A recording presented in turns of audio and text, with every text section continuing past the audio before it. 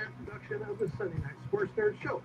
It is the most absurd 90 minutes of anything goes, smack talk, and a whole lot more. Every Sunday night, the Sports Nerd, Noise Sports with three charismatic co-hosts who are a select group of sports nerds with attitude that are known in Nerd Nation as the Red Pack. We are four of the most loudmouth, smack-talking nerds around, coming at you with some sick rips and rants, which may be just enough to make you pee your pants. So listen up, Nerd Nation. Let's ride. He is the founder, he is the host, and he is the star of the Sports Nerd Show. Coming to you live, straight out of Lakeville, Florida, Scott, the Sports Nerd. What's up, everyone? Welcome to the Sports Nerds for October 23rd, 2022. I am Scott, the Sports Nerd. Joining me as usual is Elliot Biggie Lamba, Mr. John G. Olson, and Mr. Ken Koslow. We talk. It's going to be 90 minutes. It's going to be 60 minutes of nothing but NFL football talk. So buckle in. Week 7 is in the books. And initial observations, gentlemen, I have Tom Brady and Aaron Rodgers are both 3-4. They're both washed up. Hey, Jamal. Dak is back, and he leads the Cowboys to the win. We had some interesting happenings with the Giants are 6-1. The Jets are 4-2. What the hell is going on with New York football? Oh, excuse me, it's New Jersey. I apologize. Aren't they 5-2? The Jets are 5-2. Yes, I'm sorry, they're 5-2. I mean, gosh, it's and then Seattle goes into Los Angeles and beats the Chargers today. So it's I guess again I'm always bringing this phrase up. Pete Rozelle is happy we have parity in the NFL, and that's what's going on. Is it parity or lack of talent? Well, yeah, yeah. Or diminishing quality? Yeah. I mean, Thursday night was awful too, so it's But joining us from his homestead this week, as opposed to in the front seat of his car, is Mr. John G. Olson, who should not have any communications and issues going on. And I would like to give him the floor because he did not have the opportunity last Sunday to gloat and pontificate on how happy he was the Bills' victory over the Kansas City Chiefs. You know what's funny? I play fantasy football, and I play fantasy football with friends of mine that I have been friends with for decades offline. These are my best friends, my brothers from other mothers, and we talk a lot of ball. We talk a lot of football consistently. And one of the reoccurring themes from one of my friends, I guess he just started watching football for the past 5 years, because when I knew him 20 years ago, he never talked about football. But we won't get into that. We'll just say that the recurring theme from this guy has been Justin Herbert is on the same level as Josh Allen. This is what he's been saying for months now. And he uses all the excuses, and me and a couple other guys are always like, dude, look, are you kidding me? Look at the situation Justin Herbert was in compared to Josh's first couple of years. It's light year, but regardless, that's beyond the point. To compare Josh Allen to Justin Herbert is just insanity on a whole other planet. Can I just say that Josh Allen is Josh Alien? He's a unicorn. Yes. You can't create this guy in a lab. It doesn't happen. He's got it all. But most importantly, he's got the heart. I don't know if you guys watched any of the Chargers game today. But there's no heart. There's nothing. Nothing at all. Nothing at all. And maybe I'm spoiled because I get to see Josh play every week, except this week was a bye week, so it was very peaceful and calm around this house. But it's amazing. It's amazing to me that it's in the same breath. And, no offense, Elliot, the Chiefs went against apparently the number one defense in the NFL. right? This week. I wouldn't say that. How many points did Kansas City put up on in the Bay? Was it 47, 44? In Santa Clara. Yeah. Right? 47, 44? That's 44 currently. There's still on the road 30 seconds left to play, so who knows? And Kansas City has the ball, so, it on could the be road. more. Yeah. Right. Murphy's already they going put to up the 20 going game. in Arrowhead Hey, against the Anthony. Bills. The Bills are just fantastic. They're amazing to watch. I'm loving it. And it's great. And I'm here for the party. And they won last week. And that's exciting. And go Bills. They won. We're on a bye week. We're playing next Sunday night. Sunday Night Football against Green Bay. Green Bay's coming to town. Well, that shouldn't be a problem the way Green Bay's been playing lately. That should be a walk in the park. Yeah? Should be. But we always lose the games we're supposed to win. Jacksonville. These guys can't even beat the freaking Commanders. Yeah. Tyler Heineke's back, guys. Heineke. Yeah, I am. Sure. How about Heineke? Isn't that a muffler company? I think so. Yeah, Meineke, right? Meineke. Or German beer. Or German Hello, beer. yeah. Yeah, dude. I don't get. I whatever, man. I enjoyed this Sunday, even though it was like for fantasy, it was just like a gong show, like just horrible scoring. Here's the thing with and let me just really quick touch on the whole Josh Allen, Justin Herbert thing. Please do. Thank you. Josh Allen has a far better fan base than Justin Herbert has. Josh Allen has a far better head coach than Justin Herbert has. Josh Allen has a far better offense than the Chargers have. Josh Allen has a far better defense than the Chargers have. Okay? Well, but on paper, they never. John, when do we ever consider what's on paper? The athleticism, and like you said, heart is what sets Josh Allen apart from someone like Justin Herbert. Yeah, the Browns have a great team on paper, but they're not showing it either. So, it comes down to what Ellie just said. It's heart. Yeah. It's heart. Yeah. But he doesn't Josh Allen wills the team to win. He doesn't have that burning passion, take the bull by the horns, you know what I'm saying, type attitude. Yeah. He flinches when things get tough, unlike Allen, who doesn't see things as being. The one thing that impresses me about Allen the most is his humility. Yeah. Because he can be this braggadocious person and live up to what he would brag about. I mean, even look at his. He does, okay? But even those interviews where they were trying to get him to make more out of the Kansas City game than it actually was to him was a testament to his heart, to his humility, and to who he is on and off the field. Yeah, if you haven't seen him, John, he's doing commercials for Tostitos, and they are very subtly self-deprecating to himself. I don't get the good commercials. I'm in Canada, so yeah, he's doing Tostitos commercials, and they're making and it's like he's the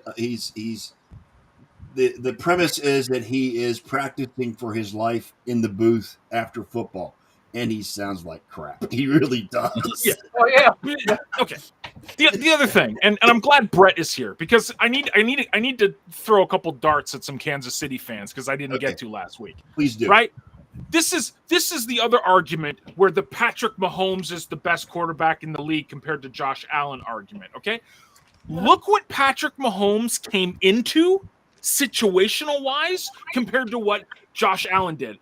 Patrick Mahomes came in with Andy Reid as his head coach, Bieniemy as his own offensive coordinator. He had Travis Kelce. He had Tyreek Hill. He had all of these weapons. Josh Allen had Kelvin Benjamin, man. Kelvin Benjamin. Oh my God! Was I remember that wide out one. And Bills actually traded for him, didn't they? Not to mention, he still doesn't have a running game. Still doesn't have a running game like Kansas City did. Like Kansas City has always had a running game. So that's again why he's an alien. He's a freaking unicorn, man. Can I say something right quick? Yeah. Sure.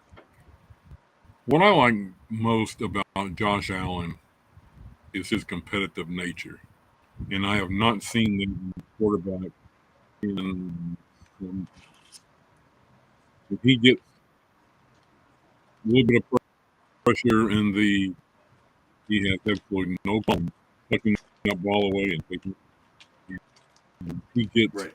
he gets more out of nothing than any quarterback I've seen, and I can't remember. I love that competitive edge with him. I'm sorry it's not been able to in postseason. I'm very much hoping it will soon, but I love about him. It's not really so much a chip on his shoulder, but it is kind of just a rock or something, some small, a little bit smaller. But he gives it his all the time, and I really appreciate that about him. I really love watching the Bills play, John. They play they play such exciting football there. It's really fun to watch these guys, and like Kent's, not just Josh Allen, but the players around him will rally around him, and they go to battle with him. But you know why that is? Because he's not just a unicorn on the field. He's a unicorn off the field. Yeah, off the field. Yeah. He's not looking for the fame, the fortune, the accolades, and the notoriety. Yeah. Okay. He's looking that's a credit. The best of himself, his best foot forward, so that way his teammates and the people around him will buy into what he's all about. And that's where the Bills fans are really great, because they did the same thing with Jim Kelly, and Jim Kelly's team, the same thing, rallied around him. He's a leader, plain and simple. Bottom line, even in his he's a natural born leader. You guys are going to be great for a while. He is a leader, and so is Josh Allen. Absolutely. Yeah, you guys are going to be good for a long time, and that's because of Josh. Matter of fact, the NFL would not be wrong to label him as the face of the league. Correct. Well, it's just this is the thing, and I want all struggling fan bases to know your unicorn shows up. Okay, it's been 20 years of absolute misery for me. Like the butt end of jokes. We still get the 4 Super Bowl jokes all the time, but like Von Miller said, burn it all. I mean, that's in the past. You can't do anything about that. All these guys weren't even alive. Okay, when the Super Bowls were going on in the 90s. Most of them, right? Yeah. Most of them, not all of them, but most of them. But the point is, it's just like it's so like it's this reason why, and it's almost a segue into what I wanted to talk to you about. Kind of something you tagged me in this week. You tagged us all in this week. Yes. It's a testament of sticking with your team through the good, through the bad, no matter what. And again, I'm wearing the shirt. I couldn't really express what this shirt was properly because I wanted to do a really quick video for you. But that thing that you brought up where there's people saying that, you can't be a content creator and talk about the team because you have no insight. This is Buffalo Fanatics. This is their brand. They're not insiders. They're not part of, SB Nation, or they're an independent fan-based media company that has some of the best podcasts when it comes to the Buffalo Bills. I listen to them religiously. I think they're great. I think it's fantastic. They're great. They're wonderful. What's that? I don't disagree with you. Yeah. I just disagree with what Brett just put up there. Oh, okay. You know what? The run game is going to come. Singletary is coming. Singletary was fine last week. Singletary is coming into his own. He's getting used to being number one guy. Better this year than he has in previous years. Yeah, Singletary's playing better this year. The bottom line is that all the Buffalo Bills really need. They don't need a full-blown running game. No, they just need a complementary running game. Yes, which is what Singletary and something that'll take the pressure away from the receiver. I apologize, John. Who's your backup running back? Is the number 2 James guy? Cook. James Cook. Yeah. Well, Zach Moss, but he's kind of got relegated to the. Yeah. Well, Cook and Singletary complement each other, and they you know what? I mean, they're not. Granted, they're not Nick Chubb and Josh Jacobs. They're not, and they're never going to be. And that's not what that offense needs, because you have Josh Allen, who can not only throw it well, but he can run it as well. Josh Allen is part of your running game. Yes. There's designed runs for Josh, but Josh Allen can be that because he's a big friggin' house and he's hard to bring down. Josh Allen can take the pressure away from the running game as well, because as long as he has the ability to roll out, pass, and hit his receivers the way he does, that's going to force the defense back, which is going to open up holes for the running game. That's right. Yeah. And again, I totally disagree with Brett's, take on the situation, because really, if the Bills had a full-blown running game to go with what they have already, then this league wouldn't be able to compete with them. Yeah. Period. Unstoppable. Yeah, what John is referencing, I think I tagged you as well in this, Ken, is there's a couple of guys I never heard before. I don't know who they are. I just happened to catch their tweet, and they're saying that because if you're not an insider and don't have inside access to, specific don't create content. Don't create content. Basically, I say blow me. Okay. Yes, I saw that. And you know what? Too. We're fans, and that's all we are, is we're fans. The exception to that fact is the fact that we have a man sitting on our panel who has 40 years of sports journalism under his belt, had that access while he was doing that. Okay. Right, but more importantly, he got 40 years of being a fan of the Dallas Cowboys, and that I don't care. Like, a really good creator I love in the Buffalo Bills media is this guy named Bruce Nolan, Bruce Exclusive. He's on Buffalo Rumblings, this SB Nation stuff, and he talks about this all the time. The narrative, this is what he always says: the narrative that the people in the higher ups and the insiders know more than the common fan is so bogus, completely bogus. It's bogus because some people use this as a science, man. They know this stuff down to the inch. Have you ever watched some of those guys that do the cover one stuff and all the insider There's guys on Brown's Twitter that break things down in analytics that would just blow your freaking mind. To the inch. Yes. So that is such a bogus argument, man. Can I just bring this right back to the one thing that matters the most? And I think I told Scott this yesterday. Okay, there is such a thing in this country called freedom of speech.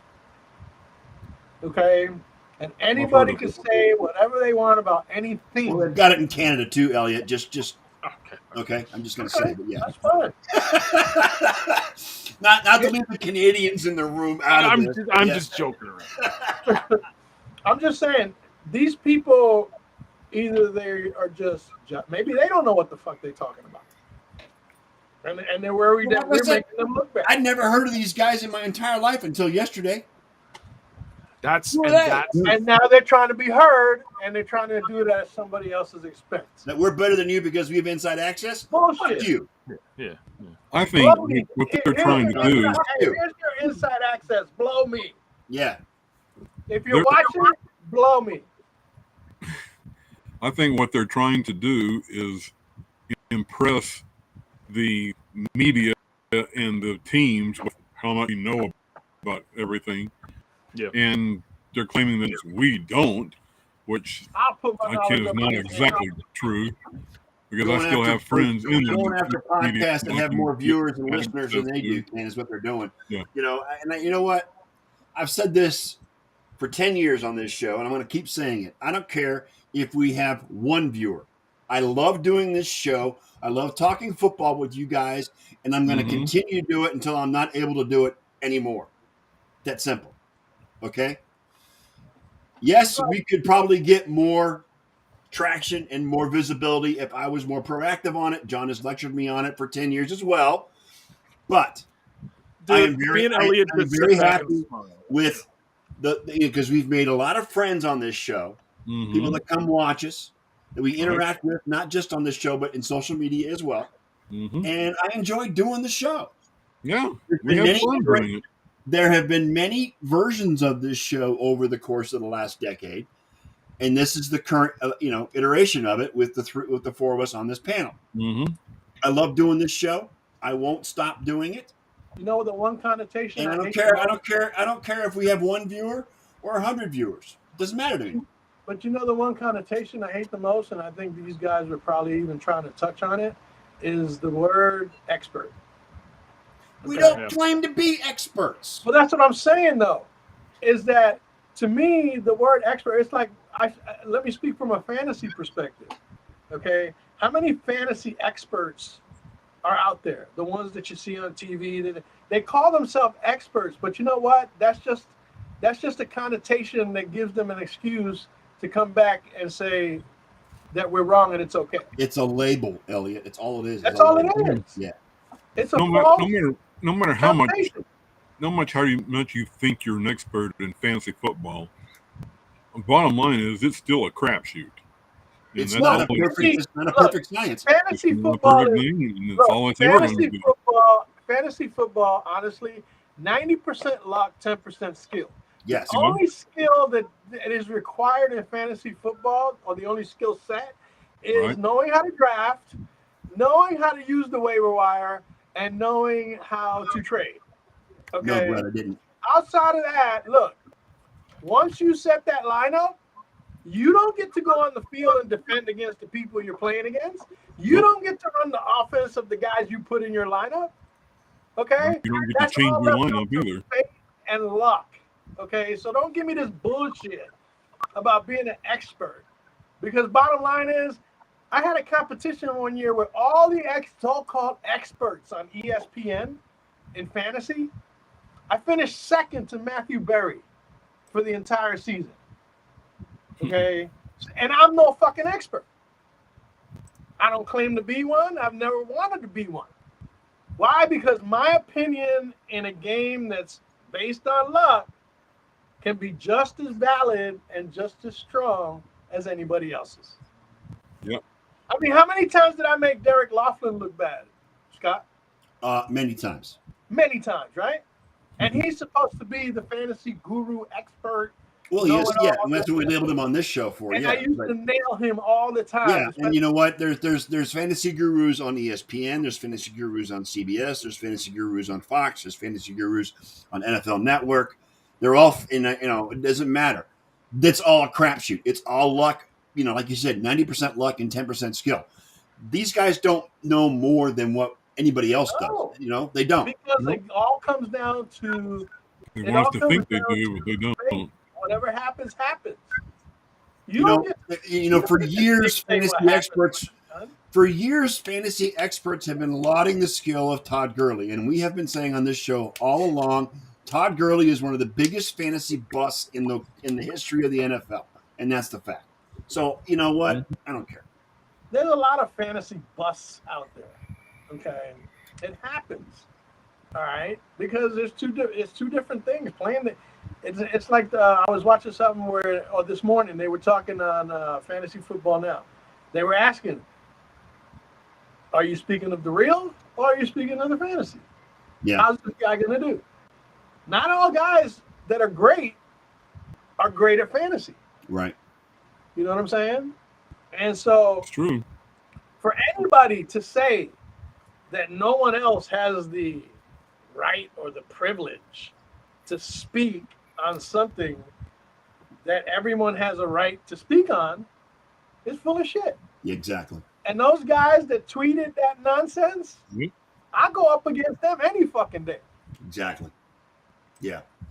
Brett, to follow up with you, the only thing coming out of NFL.com is that he was ruled out because of an ankle. There's nothing further on David Njoku.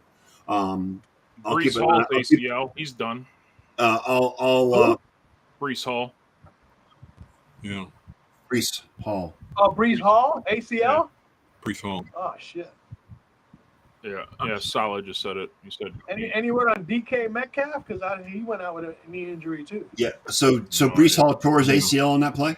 Well, they're saying that they don't know for sure, but he said it's ACL, and yeah, that could be a season anything. That's too bad because he was having such a great rookie season with the Jets. He really was. Yeah, it was. He's legit. I mean, he had almost 87 yards in the game before he went down. So I mean he was running ramshot Well, over. Michael Carter's not a bad fill-in. Michael Carter's got some skills, so hopefully he'll be able to step in there and at least pick up some of that slack. Yeah. Yeah. But it says DK Metcalf suffered a knee injury in the first quarter against the Chargers. He was carted into the locker room. So I don't know what else is going on with DK. I mean, these are just preliminary reports from NFL.com. So I don't have anything. But what about the Elijah Moore situation? He asked for a trade. They keep him off the game roster, and then say they're not going to trade him. You talk about holding somebody hostage. If you're not going to play the guy, and he wants to play, why don't you get rid of him? Oh, Mike Williams is hurt too now. So. Oh, now Mike Williams is hurt. Yeah, Clarky, you're gonna need to yes, reconnect, Clarky. Thanks for being here, though. I agree with you, Clarky. It's weird because this week I made a trade, Mike Williams for DK Metcalf, and now they're both injured. All right, so Mary Kay says he was in a walking boot and had crutches. That means that it could be a high ankle sprain when it was something like that. So, that's something that can linger for the entire season. Yes, but just when Njoku was getting it with the Browns, he gets injured. That's pretty sad because it seems that way for a lot of guys. Just as they're getting into their groove all of a sudden. Yeah, because Njoku was getting into his groove. I'm going to touch real quickly. The Browns defense actually had their best performance all season today against the Ravens. Too bad the offense didn't show up. I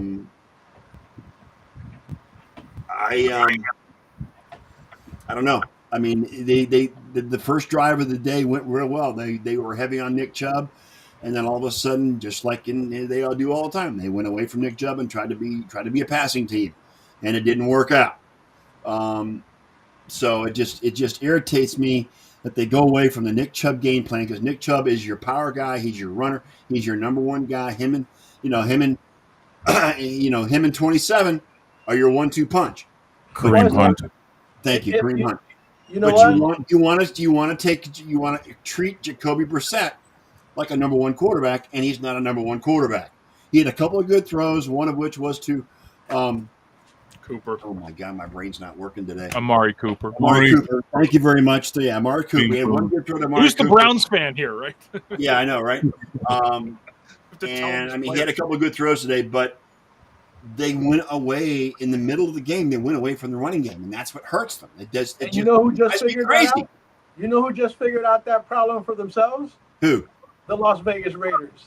Yeah. Because Josh Jacobs went off today. Josh Jacobs is what oils that machine. He passed. Oh shit! My brain is just not working, guys.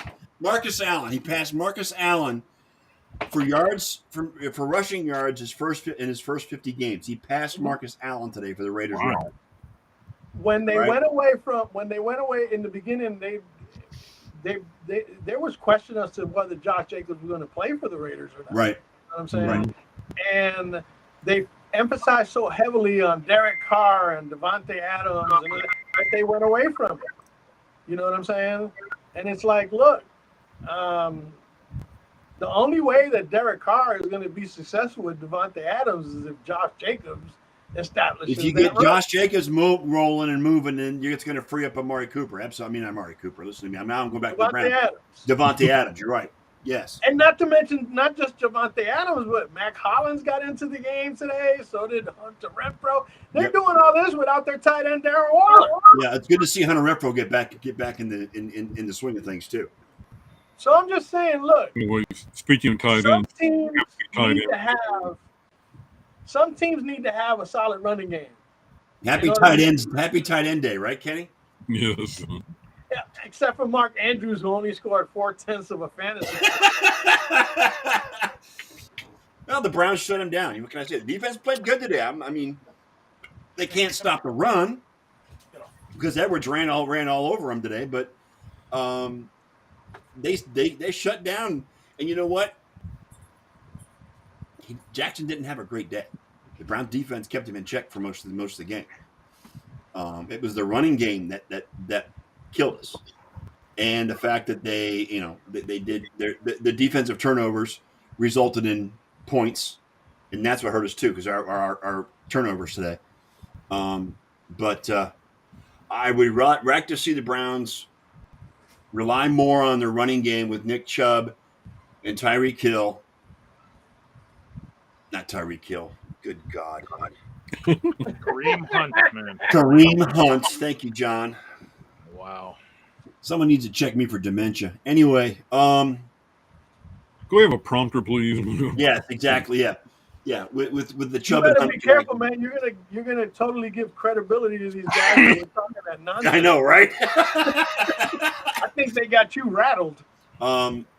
But I'd like to see them rely more on the running game to open up the passing game. Ah, look who it is! Ah, baby girl. Not such. Was she over 100 pounds yet, John? Not yet. Close. Not yet. Well, the problem is that you got two number one running backs. You know what I'm saying? And that can cause a problem. Nick Chubb is the man, and basically. Absolutely, he's the number one. He's leading the league in rushing. So yeah, the league in rushing. Okay, that goes without saying. But that 1-2 punch thing ain't really working. Well, Kareem did have a touchdown today, so it kind of sort of did. Yeah, he did have a touchdown. It was late. He wasn't doing shit up until that point. You know what I'm saying? But they went away from whatever that 1-2 punch was at one point in time. I remember Scott used to bugle all the time. I know they need to put the, it's 1-2 punch, the best duo backfield in the NFL. Not to get disgusting, but it's practically orgasmic when I see them both in the backfield. At any given time. Well, that's not disgusting. That's delusional, but.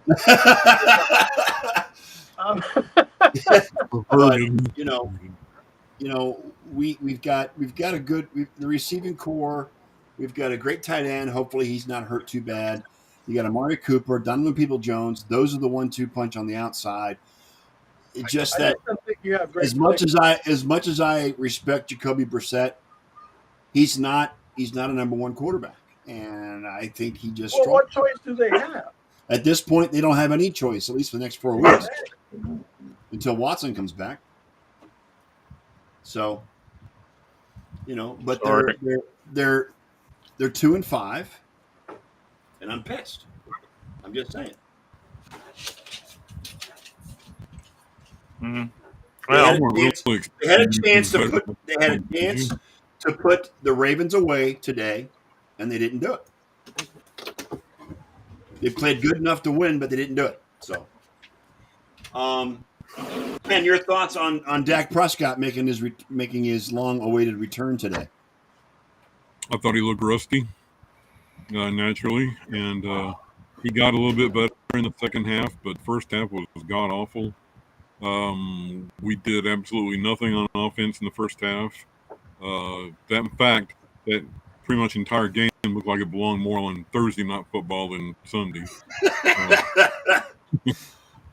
It was as bad as a couple of other ones we've had, but all in all, I mean, he's getting the ball out and to the receivers better now in the second half. I thought he looked a lot better today. Defense picked it up a little bit. The Lions turned the ball over 5 times in the second half, and that's pretty much the team record. I think. The Lions were overrated after the first 4 games. Well, I don't think they're overrated. I don't think they're sure not underrated. They were after their first few games. They became overrated. Best offensive. The Lions are the Lions. The Lions are the Lions. New England brought them back down to earth.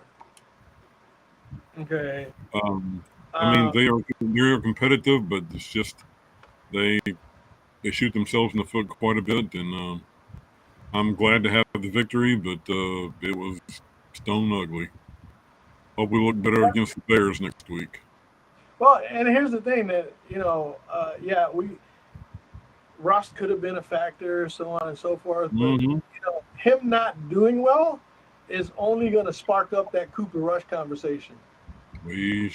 I'm No, it's ride or die with Dak. I mean, that's not Right, gonna and it'll mostly be die if they stick to that. Well, Twitter was calling for Cooper Rush at halftime today. That the fans were calling. Detroit has one of the worst defense in the NFL, and he made them look good today. Yeah. Well, like I said, that was rust.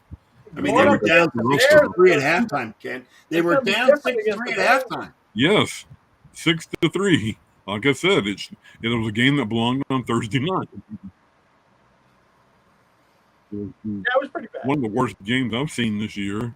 Yep. I haven't gotten a chance to see any of the Thursday night games, so this is the worst one I've seen. Well, you're not missing nothing, Ken, at this point. You haven't missed much. You haven't missed anything. Except for last What's week's the Thursday game. night game this week? Do we know? Yeah, there's a Thursday night game every week. Yeah, Thursday night. Cardinals and Saints apparently was a pretty good game, but no, that was pretty high scoring. Yeah, 42-34. Yep. But yeah, it's going to be a work in. It's going to be a work in progress with Dak. I mean, coming back. I'm hoping he will be okay and it look like the second half and especially late in the third quarter, early in the fourth, he looked a lot. I think what helped them a lot today was Zeke and Tony Pollard. Yes, absolutely. Without those two, it might have been a whole different story today for the Cowboys. This Thursday night, it's the Baltimore Ravens against the Tampa Bay Buccaneers in Tampa. Oh, yuck! In Tampa. Speaking of Tampa, how yes, I'm actually warming myself in the joy that is the dysfunctional Tampa Bay Buccaneers. Brady looks like he's 45 years old. I'm telling you right now that Giselle put a whammy on him and the entire freaking organization. Okay? Tom Brady next week needs to pull Avante Davis and just quit before halftime. or an AB and run off the field without his shirt on. Running the yard and go away. Just call it a career, man. That catch that Mike Evans dropped in the first quarter was just that was indicative of the rest of the game, basically. Yes, it was. It set the tone for the rest of the game. Yes. Yeah. How do you go and play? Tampa Bay looks like Manchester United. Yeah. And he just, you know what? Honestly, Brady looks old. He looks disinterested. He looks absolutely disinterested. Exactly. And the other guy too, Aaron Rodgers. Yeah. He does.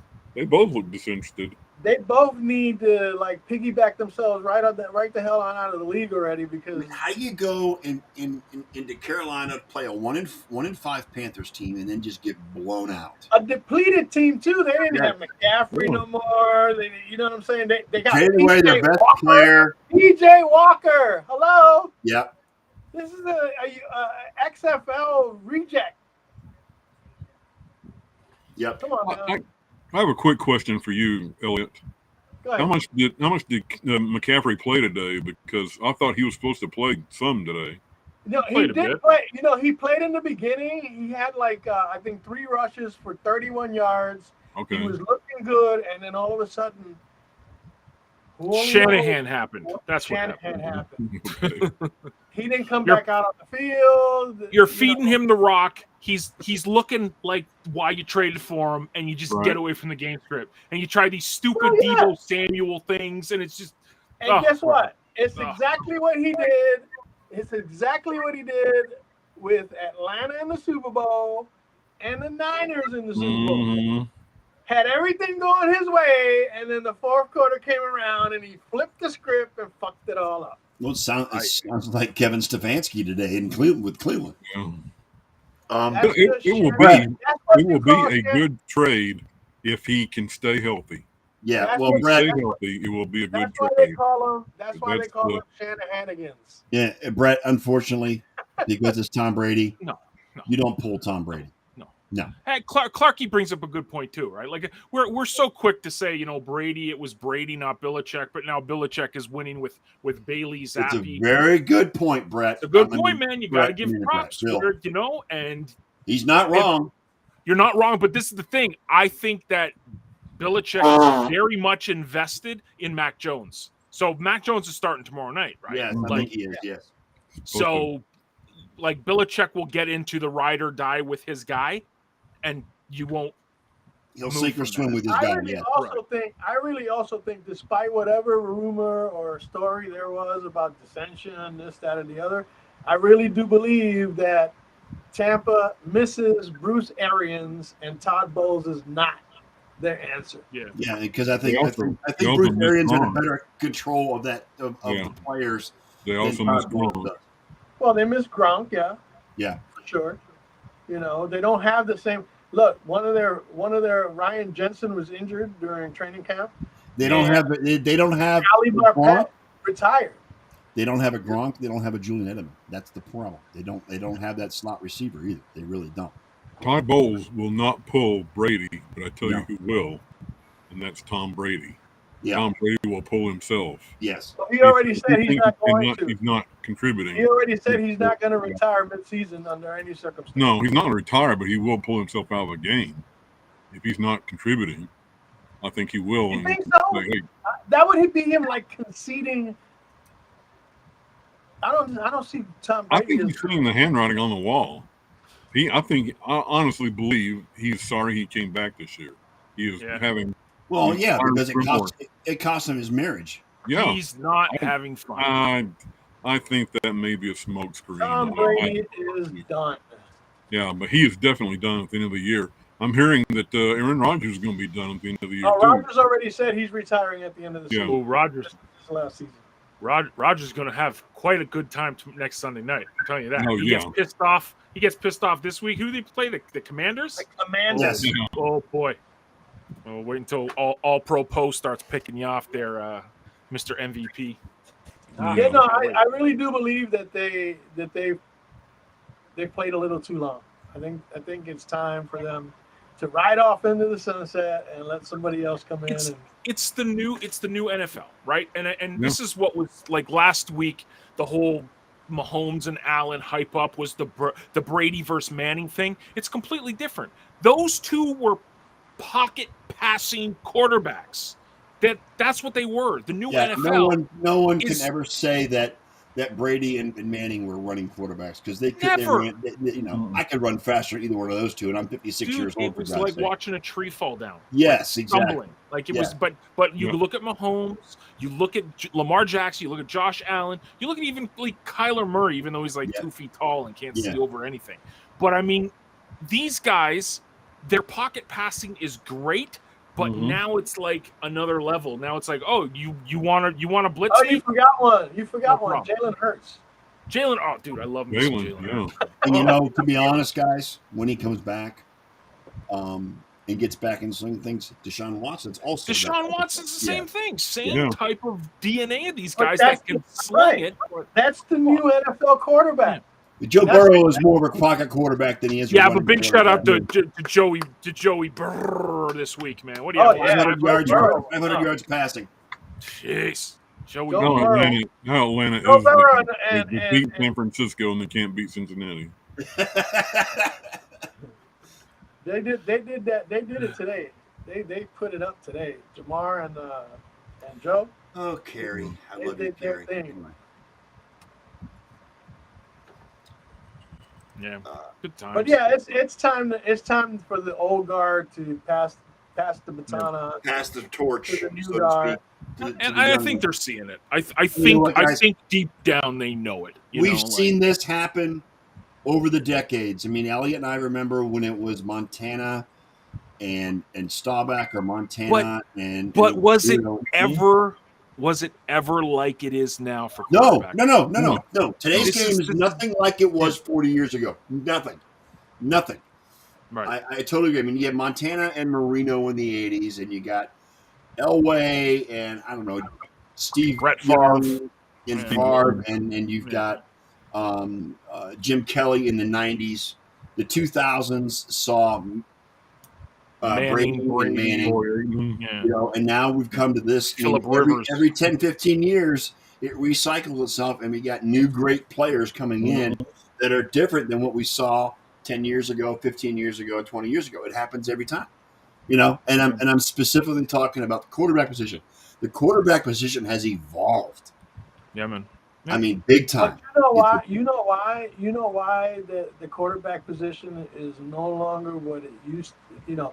You cannot no longer have guys that are strictly pocket quarterbacks. Because it's because the game has sped up over the years. Yes, and there's another big defensive players have come in. They're bigger, faster. Mm-hmm. Edge rushers are freaks. They used to be 300-pound fat guys. Miles Garrett. Now they're Miles Garrett. That's what I'm saying. Yeah. So the guys coming in, and the defenses are so much faster that you have to have somebody that can get away from that. Right. Yep. And I'll tell you one other thing, Elliot, that is I don't want you guys taking it the wrong way, but the fact that we have more black quarterbacks in this league now than we did 20, 30 years ago is another factor in as far as how the quarterback has evolved. Yes. Well, I mean, it doesn't have to necessarily come down to black or white. It has to come down to dude, that's kind of athleticism. I'm not trying. No, I wasn't trying to go there, John. That was race baiting, man. You got athletic white quarterbaks too. Yeah, Josh Allen. Yeah, okay. Josh Allen, for instance. Okay, dude, that's no. It's the athleticism, the speed of the game. Okay. I will agree with you on that one. You have to be on your toes at all times because, like John said, edge rushers are no longer 300-plus pound fat guys. Trying to bowl you over. Yeah. They're doing swim techniques. They're doing all kinds of shit just to get to you. How fast they can get to you. Secondary help is also linebackers. Yep. Come on, all these guys are freaks now, especially freaks of nature. They're with athletic. The ability the way they're conditioned nowadays, in comparison to the way conditioning was years ago. Yep, Clarky. There's so many advances in conditioning and speed and all that if you're a pocket quarterback, you might not do well. He may be a pocket quarterback, Clarky, but people are saying he is more athletic than Archie was. Oh yeah, he's more. Okay. He's more. Archie Manning. He's the most athletic. Archie Manning was incredibly athletic and could elude the best of them. Yes. So that's what they're saying about Archie. He's more athletic than Archie. They're not comparing him to Peyton or Eli or even his dad Cooper. They're comparing him to Archie, and Archie was the sad part about Archie Manning was he played on so many bad New Orleans Saint teams over his career. He never got the acclimates he deserved. Archie Manning was a very elusive quarterback when he played with the Saints. Nothing against legendary quarterbacks from the past and so on and so forth, but I really don't believe that guys like Dan Marino and stuff ran like a wounded duck, just like Manning did. They couldn't play in today's NFL. No, they couldn't. No. I think Jim Kelly could. Because Kelly was pretty athletic. Kelly was fairly athletic, but athletic, but not mobile. Chances though. But you have to have athleticism and mobility. Okay, if you don't have a combination of both, and sometimes even strength, because you see Jalen Hurts. You see how he dragged that one dude that one night that they played against Minnesota? He dragged him like 5 yards into the end zone. Dude presses over 600 pounds. Well, yeah, it's because Jalen Hurts is a friggin' beast. He's an athletic. Well, that's what I'm saying. Right. Nowadays, you have to have a combination of speed, athleticism, and strength. Right. And the smarts to do it, right? Like these guys, they're reads. They go through reads like quicker than you and I can count. Jalen Hurts is twice the quarterback he is this year than he was last year. He's evolved so much. And a lot of people were on the Jalen Hurts is crap and this, that, and the third. And I remember Elliot and me last year. We're like, nope, this guy's legit. This guy's amazing. Yep. He's let him get his passing game down. Yep. And that's what they did. They focused on his passing game and his strength in the offseason. And I love Jalen Hurts. And I'm not even an Eagles fan. I think the Eagles could go to space. I could care less. But, man, I love watching him play. Yeah, he's a baller. Yeah, it's the entire sports athleticism has gone to another level. Every position, even offensive linemen. Yeah, you still got your 350-pound fat guys, but there's some guys that are the tackles and the guards that are peak athletes. But you even got 300-pound guys that move like Giselle's. Jordan Davis, right? These guys are massive dudes. Offensive line, defensive line. They're huge. They're massive, but they work. They're so quick. It's because of the conditioning. The conditioning today is a lot more advanced than it was back in the day. You know what I'm saying? And that's what it all comes down to. You got 300-pound guys that can run just as fast as any. How many of these guys you see? Well, you see these offensive linemen you see these offensive linemen break off to the right or left during screen passes, and they're just bowling quarterback. They're knocking quarterbacks on their asses. Yeah, they're right on the hip pocket. Yeah, you know what I'm saying? Yeah, it's like it's a more reactionary league now than anything else. Yeah, you have to have instant reaction. You have to actually play. You have to actually play it like chess. You have to be one move ahead of your opponent in order to succeed. Mm-hmm. Several moves on top of that. Because if you're slow and if you're not quick to the thing, you're gonna get consumed. And that's all there is. Just a quick shout out, guys. They're doing this on NBC. Tonight they're honoring the 50th anniversary of the perfect season in Miami. And you got Larry Zonka, Bob Greasy, Larry Little, and Paul Warfield walking the field with Tua and another player. I don't know, 52, whoever 52 is. Big shout out to the 50th anniversary of the only perfect season in the history of the NFL, and what those guys have done for the game. I know it's like this is maybe stupid, but I just figured I'd bring that up because it is an important. Look, they ain't nothing stupid about recognizing that cow for 50 years. Yes. Hey, ain't nothing stupid about recognizing history because history is what's got us to where we are today. Yes. Ken, I agree with Ken, man. Marky, such an overrated team. I agree completely. They've milked it for 50 years. 50 years, man. Right. See, this is where George Allen's ego got the best of him because Tom Landry gave him a blueprint on how to beat the hell out of the Dolphins the year before in the Super Bowl. Correct. And he refused to take it, and the Dolphins beat him in the Super Bowl. If he had done that, the perfect season would have gone out the window. And that's why there'll never be another undefeated team again because I don't think so. No. You can't put together an undefeated season in this NFL. Not 17 season. Period.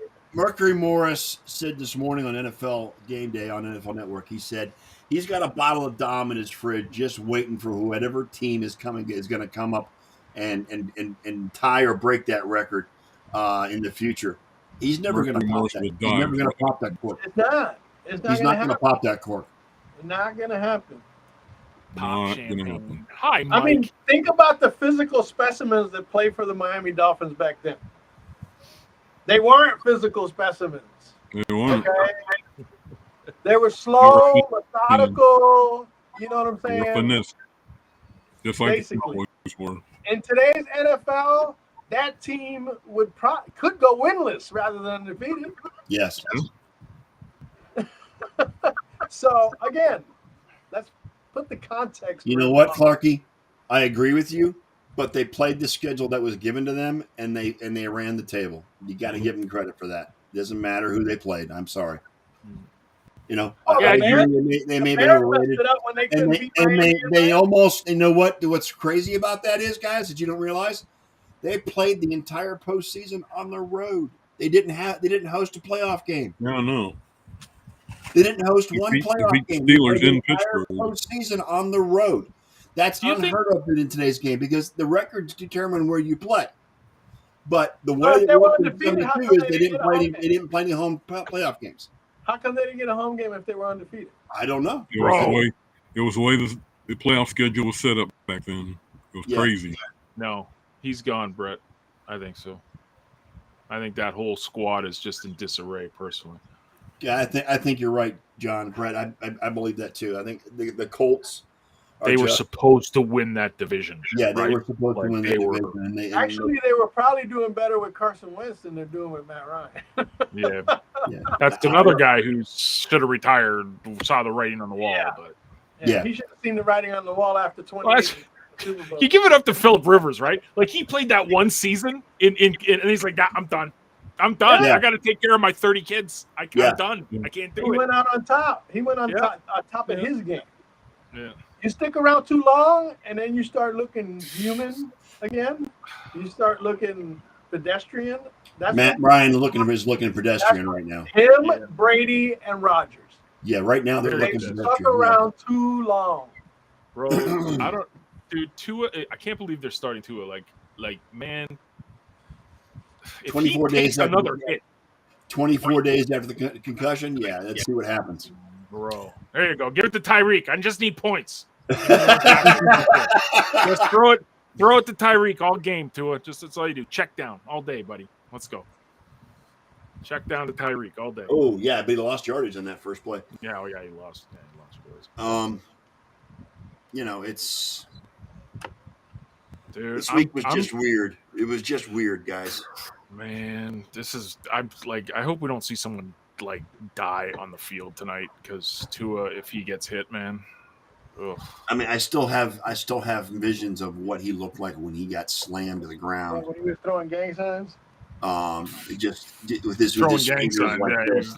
Unfortunately, I remember the last time that happened, and I don't want to see it again. Or throw it to Waddle, whichever one you want to go with, Tua. No, not Waddle. Number 10, not 17.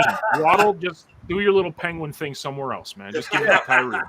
Exactly. We are Team Cheetah, not Team Flightless Bird tonight. Who was it? Who was the defense the other day that intercepted them and started doing the waddle in the end zone? I think it was the Jets. Dude, Harvey, this defense sounds like, oh my gosh. There's a Tyreek catch for positive. Yeah, I'm watching it live, man. Yeah, that's it. Just throw it to Tyreek, man. Just keep doing it. All right, guys. Anything else before we get out of here? Yeah. Shout out, congratulations to the Philadelphia Phillies for making it to the World Series. They ended up sweeping the San Diego Padres today. The Yankees' misery has been postponed evidently for another day. I don't know if they postponed the game or not, but they might be postponing that game till tomorrow. Rained out. So that's because Aaron Boone paid the gods to. Yeah, correct. Yes. So what is the Yankees series at? It's 3-1. 3-1 Houston right now. 3-1 Houston. Yeah. No, 3-0. And they're hitting just like the 3-0, right. That meme I posted on Facebook today. Yeah, the Houston's up 3-0. Excuse me. The Yankees are hitting 128 as a team. Yes. They got 2 earned runs in 3 games. Yeah. It's like the 30th anniversary or something of the Joe Carter home run for the World Series today. Just saying. Yeah. Big shout out. Touch them all, Joe. When the winner, I'm still. I loved it when he smacked Wild Thing shit over the fence. The NBA season started last week, but who cares? So yeah. It's too early to. Cavaliers look pretty good, man. Shout out to the Dallas Stars. My Knicks ain't looking bad either. They took Memphis to overtime in Memphis, and they destroyed the Pistons the other night. So I'm kind of happy about that. Mavericks destroyed somebody last night. Go Bolts. 37-96. And the Lakers suck. And the Lakers suck, by the way. They're 0-3. They're 0-3. Good job, LA. Good job, LA. Yeah. LeBron, you miss us yet in Cleveland? Just asking. Asking for a friend.